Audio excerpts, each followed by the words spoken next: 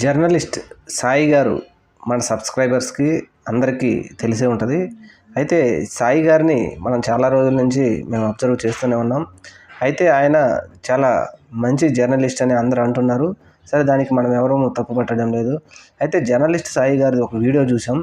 ఆ వీడియోలో ప్రతి చోట ఆయన జగన్మోహన్ రెడ్డి గారిని ఏదో అన్నాడనో, రాజశేఖర రెడ్డి ఏదో అన్నాడనో కాదు, కానీ ప్రతి చోట ఆయన జగన్మోహన్ రెడ్డి గారి పేరు వచ్చినప్పుడల్లా జగన్ జగన్ అని సంబోధిస్తున్నాడు.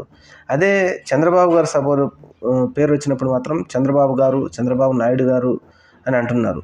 మరి సాయి గారు, సరే జగన్మోహన్ రెడ్డి గారు ఈరోజు ఘోరంగా ఓడిపోయి ఉండొచ్చేమో, కానీ మీరు పలికే మాటలను మాత్రం కొంచెం పద్ధతిగా లేవండి.